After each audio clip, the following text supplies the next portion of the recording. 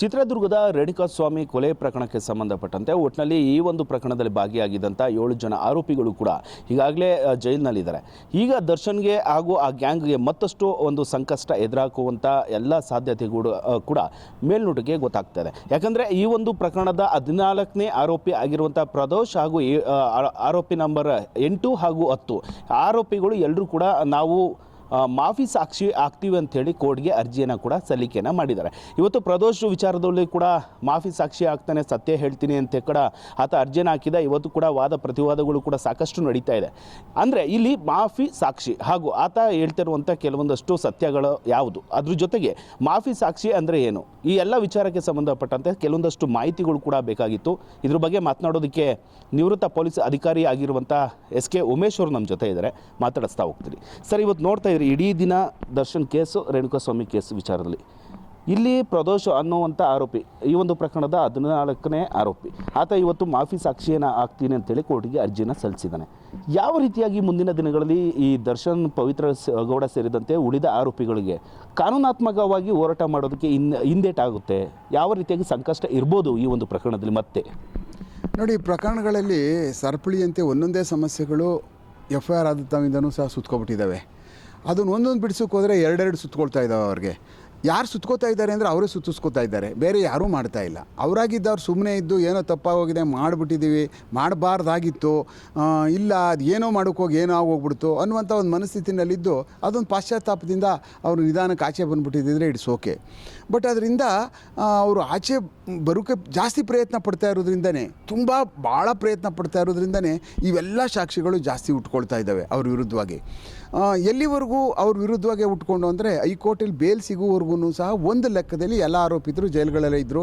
ಮತ್ತು ಅದಾದಮೇಲೆ ಜೈಲು ಒಳಗಡೆ ಮತ್ತೆ ಬೇರೆ ಬೇರೆ ರೌಡಿಗಳ ಸಂಪರ್ಕ, ಮತ್ತು ಅಲ್ಲಿ ನಡೆದಂಥ ನಡವಳಿಕೆಗಳು, ಮತ್ತು ಅಲ್ಲಿಂದ ಬೇರೆ ಜೈಲುಗಳಿಗೆ ಕಮಾನು ಹೊಡೆದಿದ್ದು, ಮತ್ತು ಯಾಕೆ ಅವ್ರು ಸಂಪರ್ಕ ಮಾಡಿದ್ದು, ಭೂಗತ ಲೋಕದ ಇಂತಿಂಥ ದೊಡ್ಡ ದೊಡ್ಡ ಡಾನ್ಗಳ ಜೊತೆ ಸಂಪರ್ಕ ಇದೆ ಅಂತ ಅನ್ನುವಂಥದ್ದು ಅವರೇ ಎಸ್ಟಾಬ್ಲಿಷ್ ಮಾಡ್ಕೊಂಡಿದ್ದು, ಇದೆಲ್ಲ ಎಲ್ಲೋ ಒಂಥರ ನೋಡಿದ್ರೆ ಇಷ್ಟೊಂದು ಅಂದರೆ ಮನುಷ್ಯನಿಗೆ ಅರ್ಥ ಆಗಲ್ವಾ, ಏನಪ್ಪ ಇಷ್ಟು ಅದೊಂದು ತಿಳುವಳಿಕೆ ಇಲ್ವಾ, ಇಷ್ಟೆಲ್ಲ ಆದಮೇಲೂ ಯಾತಕ್ಕೆ ಬೇಕು ಅವ್ರ ಸವಾಸಗಳು ಅಂತ ಅನ್ನುವಂಥ ಜನ ನೋಡುವಂಥವ್ರು ಜನಾಭಿಪ್ರಾಯ ಸಂಗ್ರಹಣೆ ಆಗೋಕ್ಕೆ ಪ್ರಾರಂಭ ಆಗ್ತದೆ, ವಿರುದ್ಧವಾಗಿ ಆಗ್ತದೆ. ಅದು ಸರಿ ಇಲ್ಲ, ಇವರು ಅದೇನು ಬಿಡಲ್ಲ ಅವರು ಹುಟ್ರು ಗುಣಗಳನ್ನ ಅಂತ ಅನ್ನುವಂಥದ್ದು ಜನಾಭಿಪ್ರಾಯಗಳ ಸಂಗ್ರಹಣೆಗಳು ಅವನ ವಿರುದ್ಧವಾಗಿ ನೆಗೆಟಿವ್ ಆಗಿ ತಿರ್ಕೊಂಡು ಹೋದಾಗ ಏನಾಗ್ತದೆ ಅಂತಂದರೆ ಅತ್ಯಂತ ಹೆಚ್ಚಿನ ಜನ ಇನ್ಕ್ಲೂಡಿಂಗ್ ಜುಡಿಷಿಯರಿನೂ ಸಹ ಇವ್ರ ಮೇಲೆ ವ್ಯಾಗ್ರವಾಗಿ ಅಂತಂದರೆ ಇವರು ಇಲ್ಲ ಬುದ್ಧಿ ಕಲಿಯಲ್ಲ, ಅವರು ಮಾಡಿರೋದನ್ನ ಸಮರ್ಥನೆ ಮಾಡ್ಕೊಂಡು ಹೋಗ್ತಾ ಇದ್ದಾರೆ, ಪಾಶ್ಚಾತ್ತಾಪಕ್ಕೆ ಇವ್ರು ಬರ್ತಾ ಇಲ್ಲ ಅಂತ ಅನ್ನುವಂಥದ್ದನ್ನ ಎಲ್ಲರೂ ಅದನ್ನ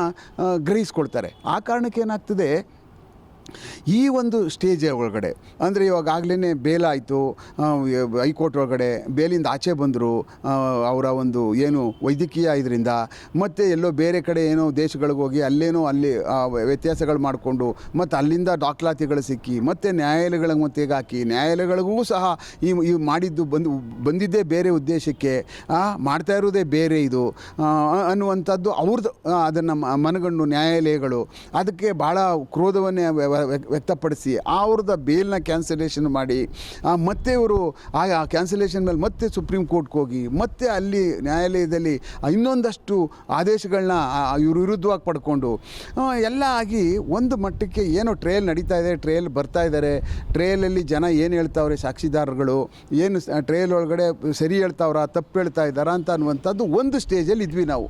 ಯಾರ್ಯಾರು ಏನೇನು ಹೇಳ್ತಾ ಇದ್ದಾರೆ, ಯಾಕೆಂತಂದರೆ ನ್ಯಾಯಾಲಯದಲ್ಲಿ ಹೇಳ್ಬೇಕಂತ ಸಮಯದಲ್ಲಿ ಎಲ್ಲ ನಿಂತ್ಕೊಂಡು ನೋಡ್ತಾ ಇರ್ಬೋದು, ಎಲ್ಲರಿಗೂ ಅವಕಾಶ ಇರ್ತದೆ. ಯಾವ ಸಾಕ್ಷಿ ಏನು ಹೇಳ್ತಾ ಇದ್ದಾನೋ, ಪರವಾಗಿ ಹೇಳ್ತಾ ಇದ್ದಾನೋ ವಿರುದ್ಧವಾಗಿ ಹೇಳ್ತಾ ಇದ್ದಾನೋ ಅನ್ನುವಂಥದ್ದು ಗೊತ್ತಾಗ್ತದೆ. ಆ ಕಾರಣಕ್ಕೆ ಜನ ನೋಡ್ತಾ ಇದ್ರು. ಆಯಿತು, ಅದು ಆಮೇಲೆ ಏನು ಇವರೊಬ್ಬರೇ ಏನು ಪ್ರಪಂಚದಲ್ಲಿ ಭೂಮಿ ಹುಟ್ಟುತ್ತಿಂದ ಕೊಲೆ ಮಾಡಿದಂಥ ಏನು ಇದೊಂದೇ ಗುಂಪಲ್ಲ, ಇಂಥ ಗುಂಪನ್ನ 100 ಕೊಲೆಗಳು ಮಾಡಿರುವಂಥದ್ದು, 10 ಕೊಲೆಗಳು, ಗುಂಪು ಕೊಲೆ 30-40 ಹಿಂಗೆ ಸಾಂಘಿಕವಾಗಿ ಪೂರಾ ಗ್ಯಾಂಗ್ ಕೊಲೆ ಸೈಕೋಪಾತ್ಗಳನ್ನು ನಾವು ನೋಡಿದ್ದೀವಿ. ಅಂಥವ್ರನ್ನೂ ದಸ್ತಗಿರಿ ಮಾಡಿದ್ವಿ. 25, 30, 40, 50 ಮರ್ಡರ್ಗಳು ಮಾಡಿರ್ತಕ್ಕಂಥ ಗುಂಪುಗಳನ್ನು ನಾವೆಲ್ಲ ನೋಡಾಗಿದೆ ಈಗಾಗಲೇ. ಅದು ಯಾರೂ ಅದರಿಂದ ಆಚೆ ಬರ್ತಕ್ಕಂಥವರಲ್ಲ. ಅದರಲ್ಲೂ ಕೊಲೆಗಳು ಕೆಲವಷ್ಟೆಲ್ಲ ವಿಧಗಳಿರ್ತವೆ, ಯಾಕೆ ಆಯಿತು, ಕಾರಣ ಏನು, ಇಂಟೆನ್ಷನ್ ಇತ್ತ, ಇದೆಲ್ಲ ನಮಗೂ ಸಹ ಮನವರಿಕೆ ಇರ್ತದೆ. ಯಾರಿಗೆ ತನಿಖೆ ಮಾಡ್ತಕ್ಕಂಥ ತನಿಖಾಧಿಕಾರಿಗಳ ಹತ್ರನೂ ಇರ್ತದೆ, ಚಾರ್ಜ್ ಶೀಟ್ ಹಾಕುವವರೆಗೂ ಇರ್ತದೆ. ಆಮೇಲೆ ಅವನ ಬರ್ಬರತೆ ಏನಿದೆ, ಅವನು ಕೊಲೆ ಮಾಡೋದಕ್ಕೆ ಅವನ ಇಂಟೆನ್ಷನ್ ಏನಿದೆ, ಕಾರಣ ಏನು ಅನ್ನುವಂಥದ್ದು ನಮ್ಗೆ ಗೊತ್ತಾಗ್ತಾ ಇರ್ತದೆ. ಇವು ನಾವೂ ಸಹ ಏನು ತನಿಖಾ ಸರ್ಕಾಧಿಕಾರಿಗಳು ಅಂದ್ಬಿಟ್ರೆ ನಾವೇನೂ ಅಮಾತ್ಯರಲ್ಲ, ರಾಕ್ಷಸರಲ್ಲ. ಏನು ಮಾಡಿದಾನೋ, ಎಷ್ಟು ಮಟ್ಟಕ್ಕೆ ಮಾಡಿದಾನೋ, ಏನು ಇಲ್ಲದೇ ಇರೋದನ್ನೆಲ್ಲನೂ ಸೇರಿಸಿ ತಲೆ ಮೇಲೆ ಹಾಕಿ ಚಪ್ಪಡಿ ಕಲ್ಲು ಎಳಿದಕ್ಕೂ ನಮಗೂ ಸಹ ನಮ್ಮ ಆತ್ಮಸಾಕ್ಷಿಗಳು ಒಪ್ಪೋದಿಲ್ಲ. ಅದು ಮಾಡಲೂಬಾರ್ದು, ಅದೆಂಥ ಪರಿಸ್ಥಿತಿ ಬಂದ್ರೂ. ಆದರೆ ನ್ಯಾಯಾಲಯಗಳಿಗೆ ಬಂದಾಗಲೂ ಅಷ್ಟೇ, ನ್ಯಾಯಾಲಯದಲ್ಲಿ ಎಷ್ಟು ಗೌರವವಾಗಿ ನಡ್ಕೋತೀವಿ ನಾವು, ನ್ಯಾಯಾಲಯದ ಮುಂದೆ ಎಷ್ಟು ನಾವು ಅದನ್ನು ಗೌರವವಾಗಿ ಅದನ್ನು ಬಿಹೇವ್ ಮಾಡ್ತೀವಿ ಮತ್ತು ಹೇಗೆ ಸ್ವೀಕಾರ ಮಾಡ್ತೀವಿ ಅಂತ ಅನ್ನುವಂಥದ್ದು ಭಾಳ ಇಂಪಾರ್ಟೆಂಟ್. ಅದರಲ್ಲಿ ಎಲ್ಲೋ ಇವರು ಆಗಲೇ ಫೇಲ್ ಆಗಿಬಿಟ್ರು. ನ್ಯಾಯಾಲಯಗಳ ಒಂದು ವ್ಯಾಪ್ತಿಗೆ ಬಂದಾದ ಮೇಲೆ ಅತ್ಯಂತ ಗೌರವದಿಂದ ನೋಡ್ಕೋಬೇಕಾಗ್ತದೆ, ಅತ್ಯಂತ ಗೌರವದಿಂದ ವರ್ತನೆ ಮಾಡಬೇಕಾಗ್ತದೆ. ಭಾಳ ಅದನ್ನು ಕೋರ್ಟ್ಗಳು 50% ಟ್ರೇಲ್ ನೋಡಿದ್ರೆ 50% ಇವ್ರ ನಡತೆಗಳು ನೋಡುತ್ತೆ ನ್ಯಾಯಾಲಯಗಳಲ್ಲಿ. ಅದನ್ನು ಸಾಬೀತು ಮಾಡ್ಕೊಂಡು ಹೋಗ್ಬೇಕಾಗಿತ್ತು. ಇವರು ಅಲ್ಲಿ ಫೇಲ್ ಆಗಿಬಿಟ್ರು. ಅಲ್ಲಿ ಫೇಲ್ ಆದ ತಕ್ಷಣ ಏನಾಗ್ತು, ಇವ್ರಿಗೆ ನ್ಯಾಯಾಲಯದೊಳಗಡೆ ಮತ್ತೆ ಬೇಲ್ ಕ್ಯಾನ್ಸಲೇಷನ್ ಒಳಗಡೆ ಹೋದ ತಕ್ಷಣವೇ ಅವ್ರುಗಳು ಇನ್ಸೆಕ್ಯೂರಿಟಿ ಫೀಲ್ ಆಗೋಕ್ಕೆ ಶುರು ಆಗ್ಬಿಡ್ತು. ಅಂದರೆ ಏನಪ್ಪ, ನಾವು ಏನೋ ಸಾಕ್ಷಿಗಳು ಹೇಳ್ಬಿಟ್ರೆ ನಾವು ಪರ್ಮನೆಂಟ್ ಆಗೋಗ್ಬಿಡ್ತೀವಿ, ಅವ್ರ ಕಡೆ ನಮಗೂ ಜೀವಾವಧಿ ಶಿಕ್ಷೆ ಆಗೋಯ್ತದೆ, ಈಚೆ ಬರೋಕ್ಕೆ ಆಗೋದಿಲ್ಲ, ಕಷ್ಟ ಆಗಿಬಿಡ್ತದೆ. ಯಾಕೆಂದರೆ ಈಗಾಗಲೇ ಹಲವಾರು ಜನಗಳು ಈಗಾಗಲೇ ಶಿಕ್ಷೆ ಆಗಿಬಿಟ್ಟು ಈಗಾಗಲೇ ಪೆಂಡಿಂಗ್ ಇದ್ದಾರೆ. ಅವರು ಈಚೆ ಬರ್ತಾ ಇರ್ಬೋದು, ಆದರೆ ಬೇರೆ ಬೇರೆ ಕೇಸ್ಗಳಲ್ಲಿ ಈಗಾಗಲೇ ಸಜಾ ಆಗ್ಬಿಟ್ಟು ಒಳಗಡೆ ಇರ್ತಕ್ಕಂಥವ್ರು ನೋಡಿದಾಗ ಅವ್ರ ಚರಿತ್ರೆ ಕೇಳಿದಾಗ ಇವ್ರಿಗೆ ಭಯ ಶುರುವಾಯ್ತದೆ. ನಾನು ಏನಾರ ಮಾಡಿಕೊಂಡು ಇವೆಲ್ಲ ಅಲ್ಲಿ ಡಿಸ್ಕಸ್ ಆಗ್ತವೆ ಜೈಲೊಳಗಡೆ. ಹಿಂಗೆಲ್ಲ ಮಾಡ್ಕೊಂಡು ಬೇಡಪ್ಪ, ಏನಾರ ಮಾಡ್ಕೊಂಡೋಗಿ ನಮ್ಗೆ ಸಂಬಂಧ ಇಲ್ಲ, ನನ್ನ ಪಾಡಿಗೆ ನಾನು ಹೋಗಿ ಹೇಳ್ಬಿಡ್ತೀನಿ, ಹೇಳ್ಬಿಟ್ಟಾದ್ಮೇಲೆ ಕೋರ್ಟಲ್ಲಿ ನಾನು ಅಪ್ರೂವರಾಗಿ ಆಚೆ ಹೊಟ್ಟೋಗ್ಬಿಡ್ತೀನಿ, ನೀವೇನಾರು ಮಾಡ್ಕೊಳ್ಳಿ ಅನ್ನುವಂಥ ಮನಸ್ಥಿತಿಗೆ ಬಂದ್ಬಿಟ್ಟವ್ರೆ ಅಂದರು. ಅವರಲ್ಲಿ ಈಗಾಗಲೇ ಯಾವುದೇ ಸಂಘಟನಾತ್ಮಕವಾಗಿ ಇಲ್ಲ ಅವರು. ಅಂದರೆ ಒಬ್ರಿಗೊಬ್ರು ಮಾತುಕತೆ ನಿಂತೋಗಿರ್ತದೆ, ಗಲಾಟೆಗಳು ಮಾಡ್ಕೊಬಿಟ್ಟಿರ್ತಾರೆ, ಒಬ್ರಿಗೊಬ್ರು ಮಾತಾಡ್ತಾ ಇರಲ್ಲ, ಒಬ್ರಿಗೊಬ್ರು ಸೇರ್ತಾ ಇಲ್ಲ. ಅದಾದರೆ ಮಾತ್ರನೇ ಈ ಥರ ಒಂದು ಘಟನೆ ನಡೀತಕ್ಕಂಥದ್ದು ಕೋರ್ಟ್ಗಳಲ್ಲಿ. ಇಲ್ಲಾಂದರೆ 25 ಜನ ಅಕ್ಯೂಡ್ಗಳ ಕೇಸ್ಗಳು ನಾವು ಅರೆಸ್ಟ್ ಮಾಡಿದ್ದೀವಿ ಒಂದು ಮರ್ಡರ್ ಕೇಸಲ್ಲಿ, 40 ಜನ ಇರ್ತಕ್ಕಂಥವ್ರನ್ನೂ ಮಾಡಿದ್ದೀವಿ. ಅವರೆಲ್ಲ ಒಟ್ಟಿಗೆ ಇಂಥದ್ದು ಯಾವತ್ತೂ ಬಂದು ನನ್ನನ್ನು ಬಿಟ್ಬಿಡಿ, ನಾನು ಅಪ್ರೂವರ್ ಆಗಿಬಿಡ್ತೀನಿ, ನನ್ನ ಮಾಫಿ ಸಾಕ್ಷಿ ಮಾಡಿಬಿಡಿ ಅಂತ ಯಾರು ಕೇಳ್ಕೊಂಡವರೆಲ್ಲ ಎಲ್ಲ ಒಟ್ಟಿಗೆ ಮುಗಿಸ್ಕೊಂಡು ಒಟ್ಟಿಗೆ ಹೋಗಿರ್ತಕ್ಕಂಥವ್ರು ಇದ್ದಾರೆ. ಈಗ ಹಲವಾರು ಕೇಸ್ಗಳು ತಗೊಳ್ಳಿ ನೀವು. ಈಗ ಭೀಮಾ ತೀರದ ಅಂತಕರಲ್ಲಿ 50 ಜನ 75 ಜನ ಆರೋಪಿತರುಗಳು, ಅಲ್ಲಿ 100 ಜನ ಆರೋಪಿತರುಗಳೆಲ್ಲ ಅರೆಸ್ಟ್ ಆಗಿದ್ದಾರೆ ಒಂದೊಂದು ಕೇಸ್ಗಳಲ್ಲಿ. ಅಲ್ಲಿ ಭೀಮಾ ತೀರದ ಅಂತಕರ ಕೇಸ್ಗಳಲ್ಲಿ ಅವರು 2 ವರ್ಷ 3 ವರ್ಷ 4 ವರ್ಷ ಬೇಲ್ ಕ್ಯಾನ್ಸಲೇಷನ್ಗಳಾಗಿ ಸುಪ್ರೀಂ ಕೋರ್ಟ್ ಒಳಗಡೆನೂ ಸಹ ಒಳಗಡೆ ಇದ್ದಾರೆ. ಅವರೂ ಸಹ ಯಾರೂ ಈ ಥರ ಬಂದು ಆಚೆ ನಾನು ಮಾಫಿ ಸಾಕ್ಷಿ ಆಗ್ಬಿಡ್ತೀನಿ, ನಾನು ಬಿಟ್ಬಿಡಿ ಅಂತ ಅನ್ನುವಂಥ ಇನ್ಸೆಕ್ಯೂರಿಟಿಗೆ ಯಾರೂ ಹೋಗಲಿಲ್ಲ. ಆದರೆ ಎಲ್ಲ ಕೇಸ್ಗಳನ್ನೂ ಸಹ ಅವರವೆಲ್ಲ ಖುಲಾಸೆಗಳು ಹಾಕ್ಕೊಂಡು ಬಂದುಬಿಟ್ಟಿದ್ದಾವೆ. ಯಾಕೆಂದರೆ ಅವ್ರ ವಿರುದ್ಧವಾಗಿ ನಿಂತು ಸಾಕ್ಷಿಗಳನ್ನ ಹೇಳ್ತಕ್ಕಂಥದ್ದು ಭಾಳ ಅತ್ಯಂತ ಕಷ್ಟಕರ ಅಂತೇಳಿ ಸಾಕ್ಷಿದಾರಗಳು ಸಹ ಹಿಂದೆ ಹೊಡೆದು ಬಿಡುವಂಥದ್ದು ಆಗಿದ್ದರಿಂದ ಅವರೆಲ್ಲ ಈಚೆ ಬಂದು ಅವರೊಬ್ಬೊಬ್ಬರೇ ಆಚೆ ಬಂದಾದಮೇಲೆ ಅವ್ರ ಕೊಲೆಗಳಾಗ್ತಕ್ಕಂಥದ್ದು ನಿರಂತರವಾಗಿ ಆಗಿದ್ದಾವೆ. ಆದರೆ ಈ ಕೇಸು ಒಂದು ಥರ ವಿಚಿತ್ರ ಕೇಸ್ ಇದು. ಯಾಕೆ ಇಷ್ಟೊಂದು ಅಂದರೆ ಆತರ, ಅಯ್ಯೋ ಏನಪ್ಪ ಬೇರೆಯವ್ರು ಹೊಟ್ಟೋಗ್ಬಿಟ್ರು, ನಾವೆಲ್ಲ ಒಳಗೆ ಉಳ್ಕೊಬಿಟ್ಟು ಅನ್ನುವಂಥ ಮಹಾನ್ ಆತರ ಇದೆಯಲ್ಲ, ಅದನ್ನೇ ಇವ್ರನ್ನೆಲ್ಲ ಕೆಡಿಸ್ಬಿಡ್ತಾ ಇದೆ. ಆ ಕಾರಣಕ್ಕೋಸ್ಕರನೇ ಈಗ ನಡೀತಾ ಇರುವಂಥ ನಡಾವಳಿನಲ್ಲಿ ಒಬ್ಬ ಹಾಕ್ದ, ಇನ್ನಿಬ್ರು ಹಾಕಿದ್ರು, ಆಮೇಲೆ ಇನ್ನೂ ಹಾಕ್ತಾರೆ. ಆಮೇಲೆ ಕೋರ್ಟ್ಗಳೇನೋ ಈಗ ಅವ್ರದ್ದು ಮಾಡಿದ್ರಿ, ನಂದು ಮಾಡಿ, ನಂದು ಮಾಡಾದ್ಮೇಲೆ ಅವ್ರದ್ದು ಮಾಡಿ, ನ್ಯಾಯಾಲಯಕ್ಕೆ ಎಲ್ಲೂ ಹೌದಲ್ವಾ, ಏನು ಒಬ್ಬ ಬಂದಿದ್ರು ಮಾಡ್ಕೋಬೋದಾಗಿತ್ತು, ಇನ್ನಿಬ್ಬರನ್ನ ನಾವು ರಿಜೆಕ್ಟ್ ಮಾಡಿಬಿಡೋದು ಹೇಗೆ? ಅಂದರೆ ನಮಗೇನು ಅವಕಾಶ ಇರಲ್ಲ.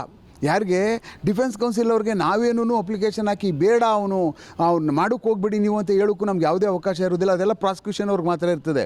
ಆ ಕಾರಣಕ್ಕೆ ಇವ್ರು ನ್ಯಾಯಾಲಯದಲ್ಲಿ ಮಾತಾಡ್ಬೋದೇ ಹೊರತು ಇವ್ರು ಮಾತಾಡಬೇಕಾದಾಗ ಆರ್ಗ್ಯುಮೆಂಟ್ ಟೈಮಲ್ಲಿ ಅವಕಾಶ ತೊಗೊಂಡು ಕೋರ್ಟ್ ಗಮನಕ್ಕೆ ತರ್ಬೋದೇ ಹೊರತು ಇಂಥದ್ದೆಲ್ಲ ನಡೀತದೆ ಅಂದ್ಬಿಟ್ಟು ಅಂತ. But we don't have any, ನಮ್ಗೆ ಆ ಥರದ್ದು ಯಾವುದು ಇದು ಆ ಥರದ್ದಿಲ್ಲ. ಆ ಕಾರಣಕ್ಕೆ ಒಂದು ವೇಳೆ ಇವ್ರು ಯಾರೂ ಬೇಡ, ಇವನೊಬ್ಬಂದು ಮಾಡಿಸ್ಬಿಟ್ಟು ಮಾಫಿ ಸಾಕ್ಷಿ ಮಾಡಿಬಿಡೋಣ ಅಂತ ಅಕಸ್ಮಾತ್ ಏನಾದ್ರೂ ಪ್ರದೋಷ್ ಅವ್ರದ್ದು ಮಾಡಿಸಿ ಅವ್ರು ಆಚೆ ಬಂದ ತಕ್ಷಣ ಏನಾಗುತ್ತೆ, ಒಂದು ಬಲಾಢ್ಯವಾದಂಥ ಎವಿಡೆನ್ಸಸ್ಸು ಪ್ರಾಸಿಕ್ಯೂಷನ್ ಪರವಾಗಿ ಬಂದ್ಬಿಡುತ್ತೆ. ಆ ಬಲಾಢ್ಯವಾದಂಥ ಪ್ರಾಸಿಕ್ಯೂಷನ್ ಪರವಾಗಿ ಬಂದಂಥ ಎವಿಡೆನ್ಸ್ಗಳನ್ನ ಅದರಿಂದನೇ ನಾಳೆ ಬೆಳಗ್ಗೆ ಅವ್ರಿಗೆ ಶಿಕ್ಷೆ ಆಗಿಬಿಡ್ತದ? ಖಂಡಿತವಾಗ್ಲೂ ಇಲ್ಲ. ಯಾಕೆಂದ್ರೆ ಈಗಾಗಲೇ ವಿನಯ್ ಕುಲಕರ್ಣಿ ಅವ್ರನ್ನ ನಾವು ಕೇಸ್ ನೋಡಿದ್ದೀವಿ. ಅದೇ ಪೂರ್ಣ ಪ್ರಮಾಣದಲ್ಲಿ, ಯಾಕೆಂದ್ರೆ ಜೊತೆಲಿದ್ದವರು ಮೊದಲನೆಯಿಂದ ಹಿಡಿದು ಕೊನೆಯವರೆಗೂ ಸಾಯಿಸುವವರೆಗೂ ಸಹ ಪೂರ್ಣ ಪ್ರಮಾಣದ ಎವಿಡೆನ್ಸಸ್ಗಳನ್ನ ಪ್ರಾಸಿಕ್ಯೂಷನ್ ಪರವಾಗಿ ಅವರು ಮಾಫಿ ಸಾಕ್ಷಿಯಾಗಿ ಹೇಳಿದ್ದುಂಟು ಮನುಷ್ಯ ಪ್ರತಿಯೊಂದೂ. ಅದಕ್ಕೆ ನ್ಯಾಯಾಲಯ ಅದನ್ನು ಎಷ್ಟರ ಮಟ್ಟಿಗೆ ಒಪ್ತದೆ? ಅರೆ ಹೇಳ್ತಾ ಇದ್ದಾನೆ ಇವನು ಅಂದರೆ ಇವನು ಸ್ವಾರ್ಥಕ್ಕೋಸ್ಕರನೇ ಎಲ್ಲ ಬೇಕು ಅಂತ ಹಿಡಿದು ಹೇಳ್ಬಿಟ್ಟು ಆಚೆ ಹೊಟ್ಟೋಗ್ಬಿಡೋಣ ಅಂತ ಅನ್ನುವಂಥದ್ದು ಗಮನ ತಗೊಳ್ಳುತ್ತೆ. ಅದನ್ನೇನು ಇವನು ಸತ್ಯ ಹೇಳ್ಬಿಡ್ತಾ ಇದ್ದಾನೆ, ಸತ್ಯ ಹರಿಶ್ಚಂದ್ರರ ಆ ಥರ ಖಂಡಿತವಾಗ್ಲೂ ಮಾಡಲ್ಲ. ಅದೊಂದು ಪಾರ್ಟ್ ಅಷ್ಟೇ ಹೊರತು, ಅದೊಂದು ಸ್ವಲ್ಪ ಸಹಾಯ ಆಗ್ಬೋದೇ ಹೊರತು, ಬಟ್ ಕೋರ್ಟಿನ ಗಮನಕ್ಕೆ ಎಲ್ಲವೂ ಇರುತ್ತದೆ ಇದ್ದು. ಆ ಕಾರಣಕ್ಕೆ ಕೊನೆಗೆ ಒಂದು ವೇಳೆ ಅಕಸ್ಮಾತ್ ಅವ್ರಿಗೆ ಸ್ಟೇಟ್ಮೆಂಟ್ ಕೊಡುವಂಥದ್ದೇ ಆದಾಗ, ಕೊಟ್ಟು ದಾಖಲಾದಂಥ ಸಮಯದಲ್ಲಿ ತನಕ ಇದರೊಳಗಡೆ ವಿಚಾರಣಾ ಕಾಲದಲ್ಲಿ ಮತ್ತು ಆರ್ಗ್ಯುಮೆಂಟ್ ಟೈಮು ಮತ್ತು ಆರ್ಡರ್ಸ್ ಆಗುವಂಥ ಟೈಮಲ್ಲಿ ಇದು ಒಂದು ಸಾಕ್ಷಿಯಾಗಿ ಉಳ್ಕೊಳ್ಳುತ್ತೆ. ಅಂದರೆ ಬಲವಾದ ಸಾಕ್ಷಿ, ಕಮ್ಮಿ ಸಾಕ್ಷಿ ಅಲ್ಲ.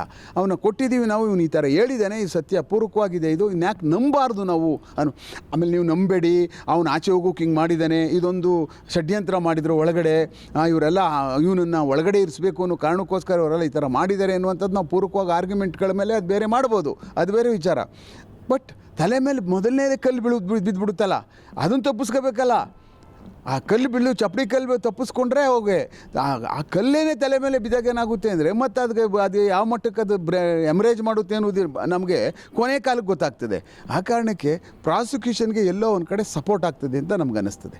ಸರ್, ಇದ್ರ ಜೊತೆಗೆ ಈಗ ದರ್ಶನ್ ಪರ ವಕೀಲರು ಕೂಡ ಮಾತಾಡ್ತಾಯಿದ್ರು, ವಾದ ಮಾಡ್ತಾಯಿದ್ರು ಇವತ್ತು ಕೂಡ. ಅವ್ರು ಹೇಳ್ತಾಯಿದ್ರು ಯಾವುದೇ ಕಾರಣಕ್ಕೂ ಆ ಮಾಫಿ ಸಾಕ್ಷಿನ ಒಪ್ಕೋಬಾರ್ದು ಅಂತ ಹೇಳ್ತಾಯಿದ್ರು. ಮತ್ತೊಂದು ಕಡೆ ಪ್ರಾಸಿಕ್ಯೂಷನ್ ಕೂಡ ಸಾಕಷ್ಟು ಖುಷಿಲಿದೆ, ಅಂದರೆ ನಮಗೊಂದು ಬಲ ಸಿಕ್ತು, ವಿಚಾರಣೆ ಮಾಡುವಂಥ ಸಂದರ್ಭದಲ್ಲಿ ಆರೋಪಿಗಳಿಗೆ ಯಾವ ರೀತಿಯಾಗಿ ಶಿಕ್ಷೆಯನ್ನು ಕೊಡಿಸ್ಬೇಕು ಅನ್ನೋದನ್ನ ನ್ಯಾಯಾಲಯಕ್ಕೆ ಒಂದು ಗಮನಕ್ಕೆ ತರುವಂಥ ಕೆಲಸಗಳನ್ನು ಮಾಡಬೇಕು. ಅಂದರೆ ಪ್ರಬಲವಾದಂಥ ಒಂದು ಸಾಕ್ಷಿಗಳು ಬೇಕಾಯಿತು. ಎಲ್ಲೋ ಒಂದು ಕಡೆ ಪ್ರಾಸಿಕ್ಯೂಷನ್ ಫುಲ್ ಖುಷಿಯಾಗಿದೆ ಅಂತ ಇದರಲ್ಲಿ. ಅಲ್ಲ, ಒಂಥರ ರೊಟ್ಟಿ ಜಾರಿ ತುಪ್ಪಕ್ಕೆ ಬಿದ್ದಂಗಲ್ವಾ ಇದು ಅವ್ರಿಗೆ. ಆಗಲಿ ಬಿಡು, ಒಳ್ಳೇದೇ ಆಗೋದೆಲ್ಲ ಒಳ್ಳೇದಕ್ಕೆ, ಒಂದು ಹೇಳಿ ಬಿಡು ಅಂತ. ಇನ್ನೊಂದು ಕಡೆ ನನಗನ್ನಿಸ್ತಿದೆ, ನಾನೊಬ್ಬ ತನಿಖಾಧಿಕಾರಿಯಾಗಿದ್ದು ಇಲ್ಲ ಅವ್ನು ಭಾಳ ಬಲಾಢ್ಯವಾಗಿ ಅದರಲ್ಲಿ ಪಾರ್ಟಿಸಿಪೇಷನ್ ಮಾಡಿದ್ದಾನೆ, ಮತ್ತು ಈ ಮನುಷ್ಯನಿಗೆ ಶಿಕ್ಷೆಗೆ ಈ ಮನುಷ್ಯ ಬೇರೆಯವರ ಆರೋಪಿತರಿಗಿಂತ ಈ ಮನುಷ್ಯಂದೇ ಜಾಸ್ತಿ ಇದೆ. ಆಮೇಲೆ ಈ ಕೇಸಲ್ಲಿ ಒಂದು ಭಾಳ ಅತ್ಯಂತ ಜಾಸ್ತಿ ಪಾತ್ರ ಇದೆ. ಆಮೇಲೆ ಸಾಕ್ಷಿದಾರಗಳಿಗೆ ಅದು ಎಲ್ಲ ಹಣವನ್ನು ಕೊಟ್ಟಿರ್ತಕ್ಕಂಥದ್ದು, ತಯಾರು ಮಾಡಿರ್ತಕ್ಕಂಥದ್ದು, ಕರ್ಕೊಂಡೋಗಿ ಬಿಟ್ಟಿರ್ತಕ್ಕಂಥ ಪಾತ್ರ ಎಲ್ಲ ಪೂರ ಇದೆ. ಆ ಕಾರಣಕ್ಕೋಸ್ಕರನೇ ಈ ಒಂದು ಸಾಕ್ಷಿಗಳನ್ನ ಕನ್ಸಿಡರ್ ಮಾಡಬಾರ್ದು, ಇನ್ನು ಟ್ರೇಲೇ ನಡೀಲಿ, ಅವರು ವಿರುದ್ಧವಾಗಿ ಏನು ನ್ಯಾಯಾಲಯದಲ್ಲಿ ಸಾಕ್ಷೀಕರಿಸಲಿ, ಸಾಕ್ಷಿಗಳನ್ನ ಹೇಳಿಸಿ ಇದು ತೀರ್ಮಾನ ತಗೊಳ್ಳಿ ಅಂತ ಅನ್ನುವಂಥದ್ದು ಇದು ಬಂದರೂ ಬರ್ಬೋದು. ಯಾಕೆಂದ್ರೆ ನಾನೊಬ್ಬ ತನಿಖಾಧಿಕಾರಿಯಾಗಿ ಹೇಳ್ತೀನಿ, ಆಯಿತು ಬಿಡು, ಬಿದ್ದುಬಿಡು, ಚೆನ್ನಾಗಾಯ್ತು ಬಿಡು, ನೀನು ಆರಾಮಾಗಿ ಹೋಗ್ಬಿಡು ಇವ್ರ ಮೇಲೆ. ಖಂಡಿತವಾಗ್ಲೂ ಹಂಗೆ ಬರಲ್ಲ. ನನಗೆ ಹೆಂಗೆ ಅನ್ನಿಸ್ತದೆ ಹೇಳಿ, ಈಗ 3 ಜನನು ನಿಂತ್ಕೊಂಡು ಮಚ್ಚೆತ್ಕೊಂಡು ಕಡಿತಾವ್ರೆ, ಕಡ್ದಾಕ್ಬಿಟ್ರು 3 ಜನಕ್ಕೆ ಅಂದರೆ ಅದರಲ್ಲಿ ಮಾಫಿ ಸಾಕ್ಷಿ ಹೇಳ್ಬಿಡ್ತಾನೆ ಅಂತಾಗ ಅವ್ನು ಆಚೆ ಹೋಗೋದಕ್ಕೆ ನಾನು ಹೆಂಗೆ ಒಪ್ಕೊಬಿಡ್ತೀನಿ ಅದನ್ನು? Is also A label for same thing. ಇಲ್ಲ ನಾವು ಏನು ಸಾಕ್ಷಿಗಳು ಹೇಳ್ತಾರೋ ಅದ್ರ ಮೇಲೆ ನ್ಯಾಯಾಲಯ ತೀರ್ಮಾನ ತಗೊಳ್ಳಿ. ಈಗ ಅವನ್ನ ಬಿಟ್ಟು ಕಳಿಸ್ಬಿಟ್ಟು ಅದನ್ನು ಪೂರ್ವಕವಾಗಿ ತೊಗೊಳ್ಳುವಂಥದ್ದು ಅದು ಎಂಥದ್ದು? ಈಗ ಕಳ್ಳರ ಮನೆ ಏನು ಅದಕ್ಕೊಂದು ಗಾದೆ ಇದೆ, ಅದನ್ನು ನಾವು ಯಾಕೆ ಮಾಡ್ಕೊಳ್ಳೋಕೆ ಹೋಗಬೇಕು? ಆ ಕಾರಣಕ್ಕೋಸ್ಕರನೇ ಎಲ್ಲೋ ಅದನ್ನು ಒಪ್ಕೋಬೇಕಾದಾಗಲೂ ಅತ್ಯಂತ ಎಚ್ಚರಿಕೆಯಿಂದ ನಾವು ಹೋಗ್ಬೇಕಾಗ್ತದೆ. ಸರ್, ಈಗ ಈ ಒಬ್ಬರಾಯ್ತು, ಈಗ ಪ್ರದೋಷ್ ಕೂಡ ಒಪ್ಕೊಂಡ, ಇದಾದಮೇಲೆ ಇನ್ನೂ 2 ಅರ್ಜಿ ಆಗ್ತಾಯಿದ್ದಾರೆ, 8ನೇ ಆರೋಪಿ ಹಾಗೂ 10ನೇ ಆರೋಪಿ. ಅವರು ಕೂಡ ಅದನ್ನೇ ಹೇಳ್ತಾ ಇದ್ದಾರೆ, ಮಾಫಿ ಸಾಕ್ಷಿಯನ್ನು ಮಾಡ್ತೀವಿ ಅಂತ. ಎಲ್ಲ ಒಂದು ಕಡೆ ಕೋರ್ಟ್ ನೋಡಿದ್ರೆ ಅವರು ಅರ್ಜಿಯನ್ನು ಪುರಸ್ಕಾರ ಮಾಡ್ಬೋದಾ, ಮಾಡಿದ್ರು ಯಾವ ರೀತಿಯಾಗಿ ಮಾಡ್ಬೋದು, ಜೊತೆಗೆ ಅವರ ಪರ ವಕೀಲರು ಕೂಡ ವಾದವನ್ನು ಮಾಡಬೇಕಾದ್ರೆ ಯಾವ ಬೇಸಿಸ್ ಮೇಲೆ ಮಾಡ್ಬೋದು ಅಂತ? ನನ್ನ ಲೆಕ್ಕದಲ್ಲಿ ಈ ಥರ ಎಲ್ಲ ಆರೋಪಿತರುಗಳು ಬಂದು ನನ್ನನ್ನು ಮಾಫಿ ಮಾಡ್ಕೊಳ್ಳಿ ಅಂತ ಬಂದಾಗ ಎಲ್ಲ ಪ್ರಾಸಿಕ್ಯೂಷನ್ ಅವ್ರು ಅಡ್ಡ ಬರಲೇಬೇಕಾಗ್ತದೆ. ಎಲ್ಲ ಹಂಗೆ ಹೋಗ್ಬಿಟ್ಟಾದ್ಮೇಲೆ ಉಳ್ಕೊಳ್ಳೋರು ಇಬ್ಬರನ್ನ ಬಿಟ್ಬಿಟ್ಟು ಎಲ್ಲರೂ ಬಂದುಬಿಡ್ತಾರೆ. ಯಾಕೆಂದ್ರೆ ಇವರಂತೂ ಹೋಗೋಕ್ಕಾಗಲ್ಲ, ನಮ್ಮನ್ನು ಮಾಡ್ಕೊಳ್ಳಿ ಅಂತ ಅಂದ್ಬಿಟ್ಟು ಅಂತ. ಆ ಕಾರಣಕ್ಕೋಸ್ಕರನೇ ನನ್ನನ್ನು ಈಗ ಏನು A1 ಯಾರು, A2 ಯಾರು, A4 ಯಾರು, A5 ಅದು ಬೇರೆ ವಿಚಾರ. ಅಲ್ಲಿ A1 A2 ಅಂತ ಆ ಕ್ಷಣಕ್ಕೆ A1ಗೆ 1, A14ಗೆ 1 ಅಂತೇನಿಲ್ಲ. A1ಗೆ ಏನು ಶಿಕ್ಷೆ ಇರ್ತದೆ, A14ಗೂ ಅದೇನೇ ಕಾನೂನಲ್ಲಿ. ಅವ್ರು ಅನ್ಕೊಬಿಡ್ತಾರೆ ನಾನು ಏನು 14, ನಂದು ಏನೂ ಇಲ್ಲ, 14ರಲ್ಲಿದ್ದೀನಿ ನಾನು ಅಂದ್ಬಿಟ್ಟು ಅಂತ. ಅದೆಲ್ಲ ಸುಮ್ಮನೆ ಅವರ ಮನಸ್ಸಿನ ಒಂದು ತೃಪ್ತಿಗೋಸ್ಕರ ಅಷ್ಟೇ. ನ್ಯಾಯಾಲಯದಲ್ಲಿ ಒಂದು ಕ್ರಮ ಸಂಖ್ಯೆ ಕೊಡಬೇಕಾಗಿರ್ತದೆ, ಕ್ರಮ ಸಂಖ್ಯೆ ಕೊಟ್ಟಿರ್ತೀವಿ ನಾವು, A1 A2. ಯಾಕೆಂದರೆ ಎಲ್ರಿಗೂ A1 ಅಂತ ಕೊಡೋಕ್ಕಾಗಲ್ಲ. ಆ ಕಾರಣಕ್ಕೋಸ್ಕರನೇ A1 ಮೇಲೆ ಎಲ್ಲ ಜಾಸ್ತಿ ಕೇಸ್ ಇದೆ, ಇದರಲ್ಲೆಲ್ಲ ಬೇರೆ ಏನೂ ಇಲ್ಲ ಅಂತ ಅಂದಾಕ್ಷಣಕ್ಕೆ ಯಾಕೆಂದರೆ ಆ ಎಮ್ಮನಿಗೆ ಯಾಕೆ A1 ಯಾಕೆ ಮಾಡ್ತಾರೆ? ಆ ಎಮ್ಮನ್ನು ಕಾರಣ ಯಾಕೆ A1 ಮಾಡೋದಕ್ಕೆ? ಆ ಎಮ್ಮನ ಗುರುತರವಾದಂಥದ್ದು ಏನಿದೆ, ನಾವು ಕಂಡಂಗೆ ಆಗಲಿ ನೋಡ್ದಂಗೆ ಮೆಸೇಜ್ ಬಂದಿರುವಂಥದ್ದು ಇದೆ, ಒಂದು ಕೊಡ್ತಾ ಅಷ್ಟೇ. ಆಮೇಲೆ ಆ ನಡೆದಂಥ ಘಟನೆಗೆ ಹೋಗ್ಬಿಟ್ಟು ಅಲ್ಲಿ ಹೋಗಿ ಆ ಎಮ್ಮ ನೋಡೋದಿಲ್ಲ, ಹೌದಲ್ವಾ? ಅದು ಹೇಳಿರ್ಬೋದು, ಅಲ್ಲಿ ಓಡಿಸಿದ್ರು ಮತ್ತು ಚಾಪಡಿ ತಗೊಂಡು ಹೊಡೋದು, ಇದೆಲ್ಲ ಅದು ನಂಬಿಕೆಗೆ ನಂಬಿಕೆ ಇಟ್ಕೊಳ್ಳೋದಕ್ಕೆ ಅದಕ್ಕೆ ಯಾರು ಸಾಮಾನ್ಯವಾಗಿ ಹೆಣ್ಮಕ್ಳು ಆ ಎಕ್ಸ್ಟೆಂಟ್ಗೆಲ್ಲ ಹೋಗುವಂಥದ್ದು ನಾವು ಇಷ್ಟು ವರ್ಷ ಕೆಲಸ ಮಾಡಿ ಅದು ಎಲ್ಲೋ ಒಂದು ಕಡೆ ಅದು ಕ್ವಶ್ಚನಬಲ್, ಅದು ನ್ಯಾಯಾಲಯದಲ್ಲಿ ಗೊತ್ತಾಗ್ತದೆ ಅದು ಏನು ಮಾಗಾಗದೆ ಏನು ನಡೆದಿದೆ ಅಂದ್ಬಿಟ್ಟು ಅಂತ.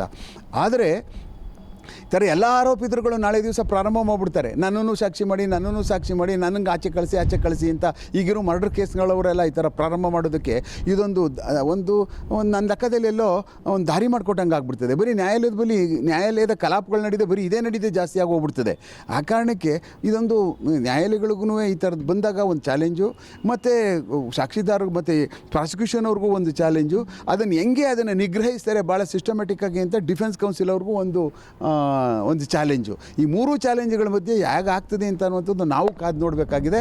ನೋಡೋಣ. ಅಕಸ್ಮಾತ್ ಒಂದು ವೇಳೆ ಅವ್ರಿಗೆ ಪ್ರದೋಷಕ್ಕೆ ಕೊಡ್ತು ಅಂತಾದರೆ ರೆಕಾರ್ಡ್ ಮಾಡಿಕೊಂಡು ನಿರ್ದೋಷಿ ಅಂತ ಕಳಿಸಿ, ನಿರ್ದೋಷಿ ಅಲ್ಲ ಮಾಫಿ ಸಾಕ್ಷಿ ಅಂತ ಮಾಡಿಕೊಂಡು ಆಚೆ ಕಳಿಸಿ ಹೋಗ್ತು ಅಂದರೆ ಒಂದು ಸೆಟ್ ಬ್ಯಾಕ್, ಮೊದಲನೇ ಸೆಟ್ ಬ್ಯಾಕು ಈ ಪ್ರಕರಣದಲ್ಲಿ ಎಲ್ಲೋ ಒಂದು ಕಡೆ ಇನ್ನು ಏನೋ ಆಗ್ಬೋದೇನೋ, ನನ್ನ ಕಡೆ ವಾಲ್ಬೋದೇನೋ ಒಂದು ಕಡೆಗೆ ನಾನು ಆಚೆ ಬರ್ಬೋದೇನೋ ಅನ್ನುವಂಥ ಎಲ್ಲೋ ಒಂಥರ ಆಕಾಶದಲ್ಲಿ ಆಕಾಶಕಾಯ ಇದ್ದಂಗಿರ್ತದಲ್ಲ, ಅದಕ್ಕೂ ನನ್ನ ಲೆಕ್ಕದಲ್ಲಿ ರಾತ್ರಿ ಹೊತ್ತು ಮೋಡ ಮುಚ್ಕೊಂಡಂಗೆ ಆಗುತ್ತೆ ಅಷ್ಟೇ ಸರ್. ಇದ್ರ ಜೊತೆಗೆ ಈಗ ಮಾಫಿ ಸಾಕ್ಷಿಗಳು ಅವರು ಕೂಡ ಈ ಒಂದು ಕೊಲೆಯಲ್ಲಿ ನೇರವಾಗಿ ಭಾಗಿಯಾಗಿದ್ದಾರೆ. ಒಂದು ಸಾಕ್ಷಿ ನಾಶ ಆಗಿರ್ಬೋದು ಅಥವಾ 15, 16, 17ನೇ ಆರೋಪಿಗಳನ್ನು ನೀವೇ ಈ ಒಂದು ಕೊಲೆಯನ್ನು ಮಾಡಿದ್ರಿ ಅಂತೇಳಿ ವಾಲಂಟಿಯರ್ ಆಗಿ ಹೋಗಿ ಸರೆಂಡರ್ ಆಗಿ ಅಂತ ಹೇಳಿ ಕೊಟ್ಟಿರುವಂಥ ವಿಚಾರ ಆಗಿರ್ಬೋದು.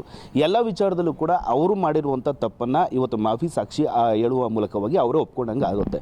ಸೊ ಅವರು ಇನ್ನೊಂದು ಯೋಚನೆ ಇದೆ, ಅಂದರೆ ನಾನು ಮಾಫಿ ಸಾಕ್ಷಿ ಹೇಳಿದ ತಕ್ಷಣ ನಾನು ಈಚೆ ಬಂದುಬಿಡ್ತೀನಿ, ಆಲ್ಮೋಸ್ಟ್ ರಿಲೀಫ್ ಆಗಿಬಿಡ್ತೀನಿ ಈ ಒಂದು ಪ್ರಕರಣದಲ್ಲಿ ಅಂತ ಸಾಧ್ಯತೆ ಇದೆಯಾ ಸರ್? ಅದು ನೋಡಿ, ನಾವು ಹಲವಾರು ಪ್ರಕರಣಗಳು ಮಾಡಬೇಕಾದಂಥ ಸಮಯದಲ್ಲಿ ತನಿಖಾ ಕಾಲದಲ್ಲಿ ಈ ರೌಡಿಗಳ ಮರ್ಡರ್ ಕೇಸ್ಗಳು ಮಾಡ್ತಾ ಇರ್ತೀವಲ್ಲ, ಆ ಮರ್ಡರ್ ಕೇಸ್ಗಳು ಮಾಡಬೇಕಾದಂಥ ಸಮಯದಲ್ಲಿ ಒಡಿರೆ ಬ್ಯಾಟಿಂಗ್ ಮಾಸ್ಟರ್ಗಳೇ ಬೇರೆ ಇರ್ತಾರೆ.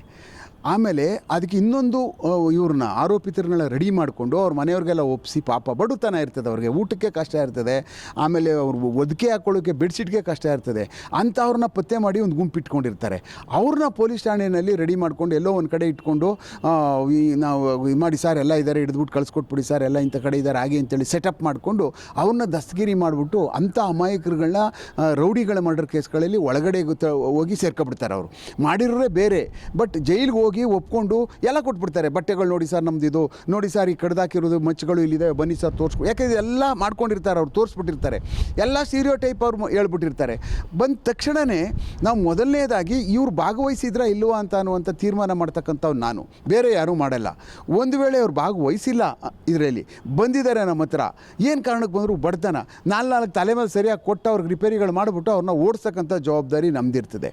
ನೀವು ಹೆಂಗೆ ಬಂದ್ರಿ ನಮ್ಮ ಮಕ್ಕಳು, ನೀವು ಈ ಥರ ಬಂದೆ ಒಪ್ಕೋತೀರಾ ನೀವು, ಆಯಿತು ಬನ್ನಿ ಬಿಡಿ, ಆ ಆರೋಪಿದಾರಲ್ಲ ಅವ್ರ ಜೊತೆ ನಿಮ್ಮನ್ನು ಜೈಲಿಗೆ ಕಳಿಸ್ಬಿಡ್ತೀನಿ ಅಂದರೆ ನಾನೊಬ್ಬ ತನಿಖಾಧಿಕಾರಿ ಆಗಲ್ಲ, ನಾನೊಬ್ಬ ರಾಕ್ಷಸ ಆಗ್ಬಿಡ್ತೀನಿ.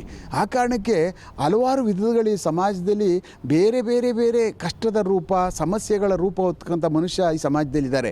ಆ ಕಾರಣಕ್ಕೆ ಅವ್ರನ್ನೆಲ್ಲರನ್ನೂ ಇಂಥ ಕೇಸ್ನಲ್ಲಿ ನಾವು ಜೈಲಿಗೆ ಕಳಿಸ್ಬೇಕಂತ ಸಮಯದಲ್ಲಿ ಭಾಳ ಸೂಕ್ಷ್ಮವಾಗಿ ನಾವು ಅದನ್ನು ಬಟ್ಟಿ ಇಳಿಸಿ 100ಕ್ಕೆ 100ರಷ್ಟು ಪ್ರಮಾಣೀಕರಿಸಿ ಅವ್ರನ್ನ ದಸ್ತಗಿರಿ ಮಾಡಿ ಇವ್ರನ್ನ ಸೆಟ್ ಮಾಡಿ ಆಚೆ ಕಳಿಸಿ, ಇವ್ರು ಯಾರು ಅದಕ್ಕೆ ಭಾಗವಹಿಸಿದ್ರು ಪೂರ್ವಕವಾಗಿ 100ಕ್ಕೆ 100ರಷ್ಟು ಅವ್ರ ಜೊತೆ ಶಾಮೀಲಾಗದೆ ಒಳಗೆ ಕಳಿಸಿ ಅಂತ ಅನ್ನುವಂಥದ್ದೇ ಕಾನೂನು ಬರೆದಿರೋದು. ಜನನು ನಮ್ಮ ಅದನ್ನೇ ನಂಬಿಕೆ ಮಾಡಿ ಇಟ್ಕೊಂಡಿರ್ತಕ್ಕಂಥದ್ದು. ಸಾರ್ವಜನಿಕರು ಇವ್ರು ಮಾಡ್ತಾರೆ, ಇದಕ್ಕೋಸ್ಕರನೇ ಇವರು ಸರ್ಕಾರದಿಂದ ನೇಮಕ ಆಗ್ತಾರೆ, ಅದನ್ನೇ ಇವರು ಮಾಡ್ತಾರೆ ಅಂತ ಅಂದ್ಬಿಟ್ಟು ಅದನ್ನು ಬಿಟ್ಟು ಬೇರೆ ಮಾಡಿದ್ರೆ ಅದು ಖಂಡಿತವಾಗ್ಲೂ ಅವ್ರಿಗೂ ಒಳ್ಳೇದಾಗಲ್ಲ, ದೇವರು ಒಳ್ಳೇದು ಮಾಡಲ್ಲ, ಅದು ಯಾವತ್ತೂ ಸಕ್ಸಸ್ ಆಗಲ್ಲ. ಮತ್ತು ಅವರು ಜನಾಭಿಪ್ರಾಯದಲ್ಲಿ ಮತ್ತು ಅವನು ಮಾನಸಿಕವಾಗಿ ಕೊನೆಗೆ ನಾನು ಮಾಡಿದ ತಪ್ಪುಗಳನ್ನ ಮನವರಿಕೆ ಮಾಡ್ಕೊಂಡು ಆ ಮನುಷ್ಯರಿಗೆ ನನ್ನ ಲೆಕ್ಕದಲ್ಲಿ ಅವರು ಸರಿಯಾಗಿ ರಿಟೈರ್ಮೆಂಟ್ಗಳು ಆಗಲ್ಲ, ಮಾಡಬಾರ್ದು ಯಾವತ್ತೂ. ಯಾವುದೇ ಕೇಸಲ್ಲಿ ಮಾಡಿ, ಏನೋ ಇವತ್ತು ಹೋಗಿ ನಾಳೆ ಬಂದ್ಬಿಡ್ತಾನೆ ಬೇರೆ ವಿಚಾರ. ಆಮೇಲೆ ಭಾಳ ಕಾಟ ಕೊಡ್ತಾನೆ ಏರಿಯಾಗಳಲ್ಲಿ, ಏನು ಮಾಡಿದ್ರು ರಿಪೇರಿಗೆ ಬರಲ್ಲ, ಅವನು ಎಷ್ಟು ಹಾಕಿದ್ರು ಏನೂ ಆಗಲ್ಲ. ಅಂಥದ್ರಲ್ಲಿ ಸಣ್ಣ ಪುಟ್ಟ ಯಾವ್ದಾರು ಕೇಸ್ ಹಾಕಿ ಅವ್ನು ಒಳಗಿರಿಸಿ ಚೆನ್ನಾಗಿ ಬಲಿ ಹಾಕಿ ಭಯ ಹುಟ್ಟಿಸಿ ಅವನನ್ನು ದಾರಿಗೆ ತರೋಕೆ ನೋಡಬೇಕೆ ನಾವುಗಳು, ಬೇರೆ ಯಾರೂ ಆಗಲ್ಲ. ಬೇರೆ ಅವ್ರಿಗೆ ದಾರಿ ತೆಗೆದುಕೊಂಡು ಬೆಳಗ್ಗೆ ಮಚ್ಚಿದ್ದು ತೊಗೊಂಡು ಕಡಿದು ಬಿಡ್ತಾನೆ. ಆದರೆ ನಾವು ದಾರಿಗೆ ತಗೊಬರಕ್ಕೆ ಹೋದಾಗ ಅವ್ನಿಗೆ ಸರಿಯಾಗಿ ಅವನಿಗೆ 3rd ಡಿಗ್ರಿ ಕೊಟ್ಟು ಸರಿಯಾಗಿ ರಿಪೇರಿ ಮಾಡಿಬಿಟ್ರೆ ನೆಟ್ಗಾಗ್ಬಿಟ್ಟು ಎಲ್ಲೋ ಕೆಲಸಗಳು ಮಾಡ್ಕೊಂಡು ಹೋಗ್ಬಿಡ್ತಾರೆ. ಆ ಕೆಲಸನೂ ನಮ್ದು ಇರ್ತದೆ. ನಾವೇನು ಅಯ್ಯೋ ನಮಗೇನಪ್ಪ ಹೆಂಗೆ ಹೊಡೆದ್ಬಿಡ್ತಾನೆ ಪೊಲೀಸರು ಅಂತ ಈಗೆಲ್ಲ ಕ್ಯಾಮ್ರಾಗಳು ಹಿಡ್ಕೊಂಡು ಮೊಬೈಲ್ಗಳು ಜೋಬ್ಗಳಲ್ಲಿ ಬರಬೇಕಾದಾಗಲೇ ಆನ್ ಮಾಡ್ಕೊಂಡು ಬಂದುಬಿಡ್ತಾರೆ.